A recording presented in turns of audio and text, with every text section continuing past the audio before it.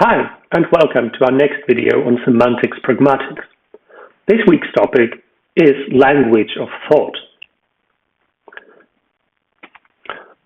The topic of our video today is going to be the relationship between language and our thinking, and the concept that is known as language of thought. So from your introductory classes in linguistics, you probably remember that there is this Saussurian idea of a linguistic sign, of a sound form, the so-called signifier, for example, the English word tree, that is connected to its meaning, to the concept of tree that we have stored in our minds. Some of you might also know that this is not the whole picture, right? So we also have the so-called semiotic triangle. It's not only the form and the concept, there is also the real word referent, the object standing in front of our houses, for example, tree. And what we're going to talk today is how we actually connect the symbol, the word, with a concept in our head, and what this actually can tell us about meaning and how we as humans process meaning. So the first question, if we talk about the connection between language and thought, is how is language and thinking connected actually? Is it the case that we think in our language, so that we think using our language? And this is a thought that has been around for centuries. Actually, this is also something that Plato said, that when we think, we basically talk in our minds using the language that we would normally speak out loud. Right? So Plato, for instance, thought that when he's thinking, he's actually talking to himself silently without speaking the words out loud.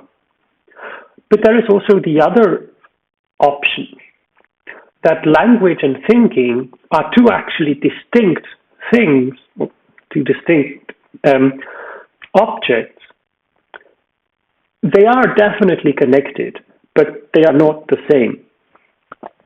And as it so happens, the second case, that language and thought are not the same thing, is the consensus in the research community. And we have quite a lot of pieces of evidence for that.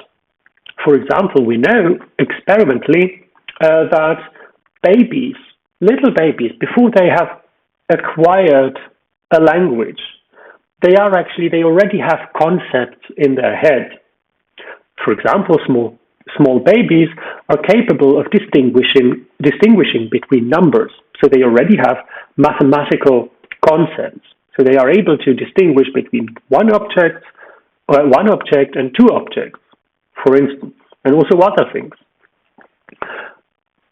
Also, people who have suffered a head trauma, for example, and are suffering from aphasia, sort of the loss of speaking or understanding a language, they are still able to speak. They are still able to think, even though they cannot speak.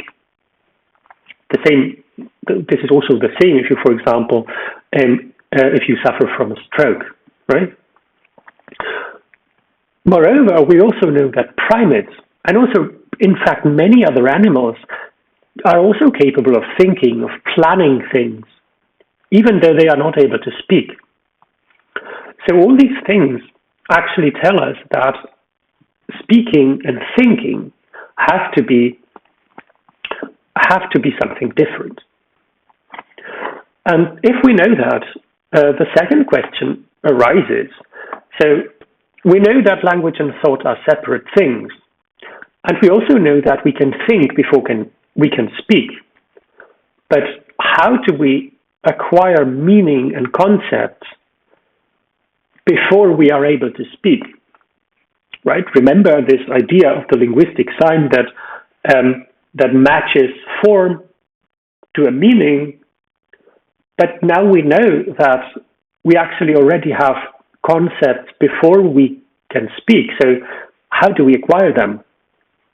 It cannot be it cannot be that we hear a word and then learn its meaning. Because obviously, for example, we know that babies have, as I said, the idea of one or the idea of two or more before they can speak. So how can this be answered? And one of possible answers, and this is something that I would like to stress, this is not the definitive answer. This is just one of the concepts that has been introduced over the years to solve this question, is the concept known as language of thought, sometimes also called mentalese. It has been introduced by Jerry Fodor in the 70s. And this was in line with a very strong idea at that time, mostly advocated by Noam Chomsky. That's the person on the picture on the left-hand side, that we have sort of a module in our head that is responsible for our understanding of language. And Jerry Fodor said, okay, so what we also have in our minds is sort of a module, a semantic module that is responsible for our understanding of concepts, of meaning.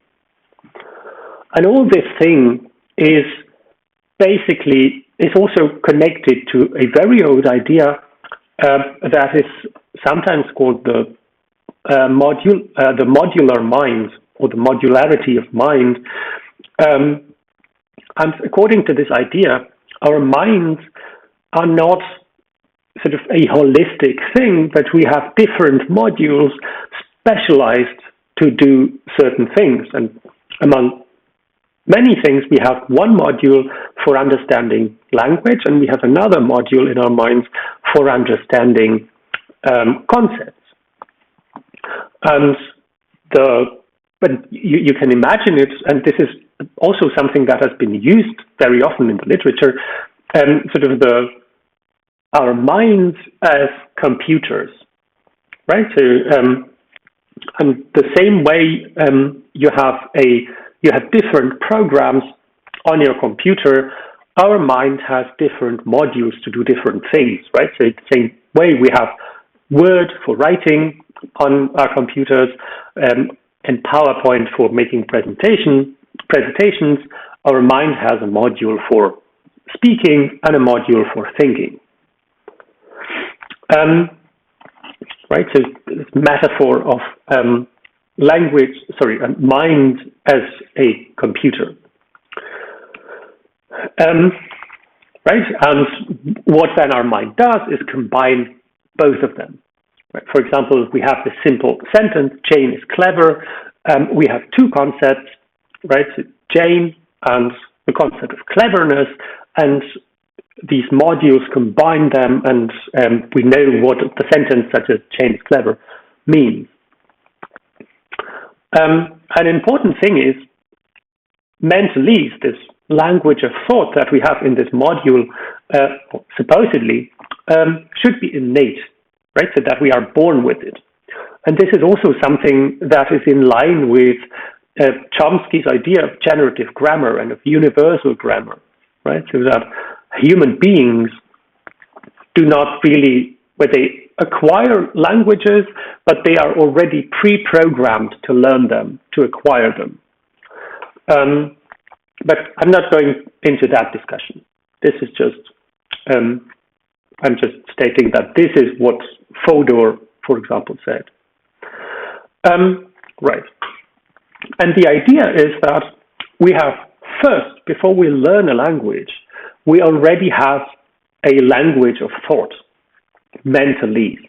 And again, think of the concept of our mind as a computer, then mentalese, language of thought, would be something like the operating system, Windows or Mac OS or Linux, whatever. And only when we have this can we learn language, learn the words for our concepts. The same way you first need an operating system before you can install or download applications or programs. And this is then what Pinker then says, that knowing a language basically means knowing how to translate mentalese into a string of words. So we would have in our minds a concept for example, a turtle, and when we learn new languages, be it our first or second or third or whatever language, we will then learn how to translate this concept in that particular language, be it turtle in English or Schildkröte in German, and so forth. But the question is then, okay, so how should mentalese, this language of thought, actually look like? So we know what Fodor says and others who support this idea is that it should be that mentalese should consist of simple interpretable symbols, sort of basically equivalents of words that can be recursively combined to form more complex symbols, right? Something like the semantic features that you probably know of. I'm going to get back to that in a minute. But we also know that mentalese cannot be language specific, right? So it has to be basic enough so that every language in the world that there is can be compatible with it, right? It also has to, for example, accommodate for ambiguity, right? For example, the president changes every 5 years. We have to know that president is not only the person of the president, but also the office of the president, right? Or if we have color terms such as red ink, red squirrel, red army, those are different reds, right? We also know that, for example, not all languages have prepositions. Not all languages have case markers. Not all languages have rich morphology. So these are things that we would not expect in mentalese. Right. But what people who support this idea presume is that mentalese would have to work very much like semantic analysis. Again, this is something that you know from your introductory lessons, right?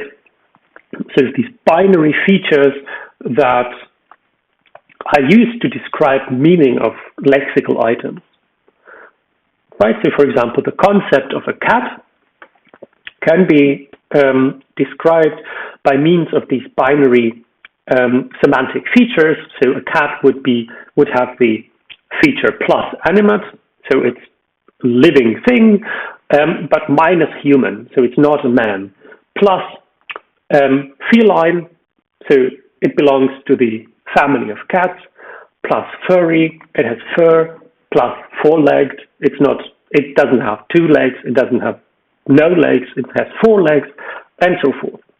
And by combining these, and those are all simple concepts, and by combining them, we can arrive at a more complex concept such as cat, right? And similarly, we would be able to describe, for example, a kangaroo using these binary features. But again, the question then is, how is actually the concept related to the referent? If we think back at this, if we move back to this semiotic triangle, so we have 3 things: the word, the concept, and the real world object. And the thing is, even if we know that a cat is something that has the semantic features plus animate minus human plus feline plus furry plus 4-legged, how do we know that this is a cat in the real world? Or the other way around, if we see a cat in the real world, how do we know that that is something that can be described as plus animate, minus human, plus feline, plus furry, plus four-legged? This is a problem if we work with language of thought. It's called the grounding of concepts, right? So the idea is that our language is actually grounded in this mentalese, in the language of thought. But what are the concepts in the language of thought grounded in themselves? Right? The fact that we know that cats can be described by a series of more simpler features doesn't mean that we know what it means, right? This is something that has been described by John Searle in his very famous thought experiment called the Chinese room. This is something I'm quickly going to introduce. So John Searle's Chinese room. So the argumentation goes as follows. So imagine you are locked in a room, you're on your own, and what you have in front of you is a book that says what to do if you get a specific type of a sign, right? You have all these instructions and you know how to interpret the signs that you get on one side of the room, right? So if you get symbol X, you are supposed to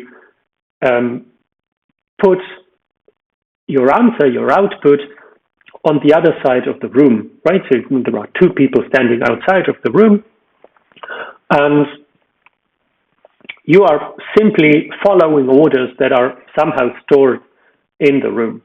You don't know a word of Chinese. And if you follow the instructions precisely, the person standing outside of your Chinese room will never know that you do not speak Chinese or that you do not understand Chinese, even though you don't know a word in Chinese. What you're doing in this hypothetical Chinese room is simply following orders written down for you by someone. This idea is also connected to the so-called Turing test, but this is something that we're not going to talk about. But this is connected to the idea of how are mentalese concepts grounded in, where are they grounded in, right? So only if we know that, right, a cat is a series of features, this doesn't tell us anything about the real object, cat. So what sort of people who advocated the idea of language of thought tried to do is something called the Homunculus Argument, to say that behind a concept is a more simple concept, and behind this more simple concept is another concept that is even simpler than the second one, and so forth. But the problem is, as you probably already know, that this leads to infinite regress, right? So where do you stop? Any concept can be actually more simple than the previous one. And even though if you say, okay, so at the end there is a concept so simple that it only distinguishes between yes or no and nothing else, or 0 and 1, to stay with the computer metaphor, even that concept, that simple yes, no, 1, 0 concept, would require somebody to interpret what it means yes, what it means no. So in the end, there is no escape from this infinite regress of ever simpler concepts. Right. So is there a way out? Well, some people for example, Jerry Fodor, argued that innateness of mentalese is a solution, right? So, again, the grounding problem. And Fodor said that we are actually born with a series of basic concepts in our minds. Again, in parallel to the so-called universal grammar hypothesis by Chomsky for language. I'm not going to go into much detail of these concepts, but the idea is that we are born with already very basic concepts in our heads, and when we grow, when we turn older, when we see more of the world, we actually learn how to combine the very simple concepts that we're born with in order to arrive at more complex ones.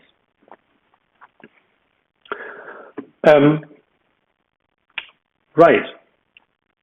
So this is the idea of the so-called language of thought. That language and thinking are two different things, but language is basically grounded in the so-called mentalese. And this is something that we have been discussing, that we were discussing, that we are discussing right now, and that we're going to discuss in the next week. Last time, we saw that how Plato, in his Cratylus, advocated for the idea that words and things, right, or concepts, names, are somehow naturally connected, and that things or people can have naturally correct or wrong names.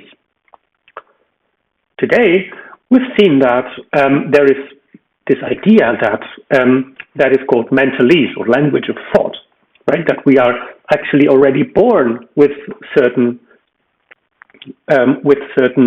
ideas in our heads.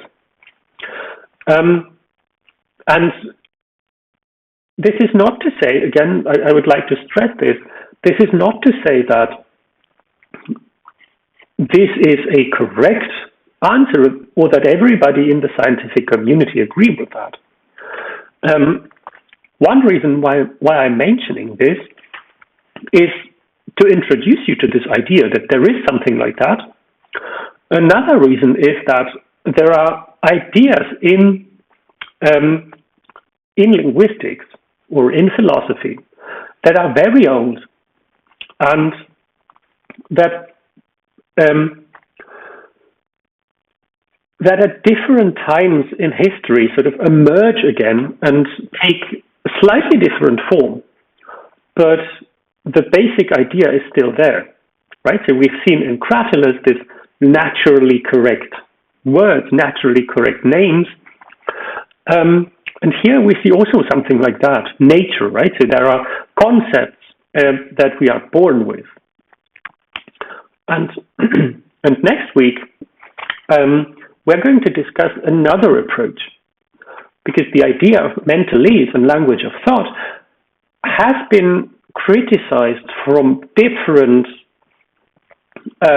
academic disciplines and by different people who criticize this idea, and rightly so, because there is a lot of problems with this idea, right?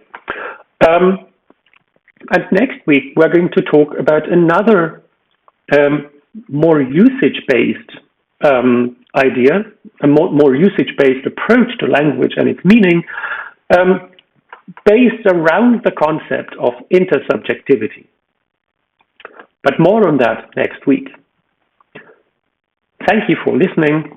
Have a nice week and see you next time.